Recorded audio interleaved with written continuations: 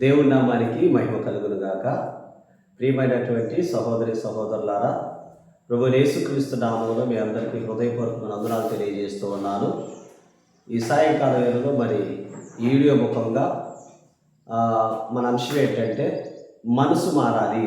ఏం మారాలి? మనసు మారాలి. పిల్లలకు కానీ పెద్దలకు కానీ ఈ యొక్క మాటల చేత మనం ఆనందించబడతాం, ఆదరించబడతాం. ఈ మాటలు జాగ్రత్తగా వినాలని ప్రభుపేట మనవి చేస్తూ ఉన్నాను. ఏం మారాలి? మనసు మారాలి. చూడండి, సాధు సుందర్ సింగ్ అనే భక్తుడు సంచరిస్తూ హిమాలయ పర్వతంలోనికి వెళ్ళి అక్కడ ఉండే ఋషులకి భక్తులకు సువార్త చెప్పేవాడు. ఒకనాడు ఒక ఋషి చెయ్యి పైకి పట్టుకొని ఒంటికాలు మీద తపస్సు చేయుచున్నాడట. ఆ చేతికి కండలేదు, రక్త ప్రసరణ లేదు, ఆ చెయ్యి ఎండిపోయి ఉన్నది. సాధు సుందర్ సింగ్ గారు ఆ ఋషి దగ్గరికి వెళ్ళి, అయ్యా గురూజీ, మీరు ఎందుకు మీ చెయ్యిని ఇలా ఎండబెడుతున్నారు అని అడిగితే, ఆ ఋషి, ఈ చెయ్యి చాలా చెడ్డదయ్యా, చాలా మందిని కొట్టింది, చాలా చెడ్డ పనులు చేసింది, చాలా దొంగతనములు చేసింది, అందుకే పనికి మారిన ఈ చేతికి బుద్ధి చెప్పుచున్నాను, ఈ చేతిని నేను శిక్షించుచున్నానని అన్నాడు. అందుకు సుందర్ సింగ్ గారు, అయ్యా, చేతిని ఎండబెడితే బుద్ధి రాదు, బుద్ధి రావాల్సింది హృదయంలో. మీ హృదయం బాగుంటే మీ పనులు, మాటలు, మీ మనసు, అవయవాలు అన్నీ బాగుంటాయి. యేసుక్రీస్తుని మీరు నమ్ముకుంటే మీ హృదయంలోనే పాపాలన్నీ పోతాయి. యేసు ప్రభు హృదయాలను మార్చే దేవుడు, హృదయాలలో నివసించే దేవుడు. ఆయన నమ్ముకుంటే మీ పాత స్వభావం నుండి మీకు విడుదల కలుగుతుంది. మీరు చేసిన పాపాలన్నీ యేసు ప్రభు క్షమిస్తాడు, ఇక పాపం చేయకుండా శక్తినిస్తాడని ప్రేమగా యేసుక్రీస్తుని గురించి సువార్త చెప్పాడంట. ఆ మాటలకు ఋషి గారికి కోపం వచ్చింది. యేసుక్రీస్తుని గురించి మాకు చెప్పకయ్యా, మాకు తెలుసు, మా దేవుళ్ళు, మా వ్రతాలు, మా భక్తి మా దగ్గర చెప్పొద్దు, ఎంతో గొప్పవి, మీ దేవుడు మాకు అవసరం లేదు, అతని గురించి నా దగ్గర చెప్పొద్దు అన్నాడట.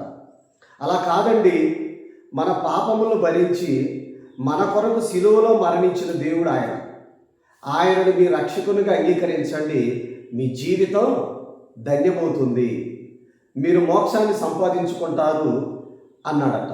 అందుకు ఋషి, ఆ క్రీస్తుని గురించి నాకు చెప్పొద్దు అంటున్నారా, నా కోపం వస్తుంది, చెప్పకు, వెళ్ళిపో అన్నాడు. అది కాదండి, నా మాట వినండి, యేసు ప్రభువుని నమ్ముకోండి అని చెప్పుచున్న సుందర్ సింగ్ చెంప మీద ఆ ఋషి తన రెండో చేతితో చెడేలుమని కొట్టాడంట. సుందర్ సింగ్ గారు నమ్రతగా, అయ్యా ఋషి గారు, ఆ చెయ్యి చెడ్డదన్నారుగా, మరి ఈ చెయ్యి కొట్టింది కదా, అయితే ఈ చెయ్యి కూడా ఎండబెడతారా అన్నాడట.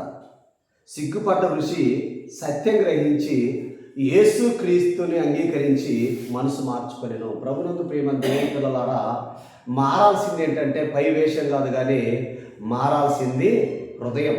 అంటే మనిషి పై రూపాన్ని చూస్తాడంటే అందాన్ని చూస్తాడు, కానీ దేవుడు మాత్రం అందాన్ని, ఏ అందాన్ని చూస్తాడంటే ఆత్మ సౌందర్యమైన అందాన్ని చూస్తాడు. అంటే బాహ్య సంబంధమైన సౌందర్యం అది మనుషులు చూస్తారు, కానీ ఆత్మ సంబంధమైన సౌందర్యాన్ని దేవుడు మాత్రమే చూస్తాడు.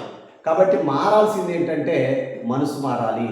ఆ మనసు మారితే నీలో ఆత్మ సంబంధమైన సౌందర్యం ఉంటే ఏముంటాయంటే ఆత్మఫలాలు ఉంటాయి. ఏంటి ఆత్మఫలం అంటే ప్రేమ, సంతోషం, సమాధానం, దయాలత్వము, దీర్ఘశాంతము, మంచితనము, విశ్వాసము, సాత్వికము, ఆశానిగ్రహం.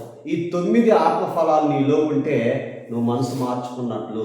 కాబట్టి ప్రభునందు ప్రేమ దేవుని పిల్లలారా, గమనించండి, ఏం మార్చుకోవాలంటే మనసు మార్చుకోవాలి. కాబట్టి ఆ ఋషి గారు ఎప్పుడైతే మరి తన తప్పును తెలుసుకున్నాడో ఆ రోజు నుండి యేసుక్రీస్తుని మరి సత్యాన్ని గ్రహించి మరి దేవుడు నమ్ముకున్నాడు. మరి ఈరోజు నీవు, నేను, మనం అందరూ కూడా ఈ వీడియో ముఖంగా ప్రభువుని నమ్ముకొని ఆ నిత్య జీవానికి వారసులు కావాలని కోరుకుంటూ ఈ నా మాటలు ముగిస్తున్నాను.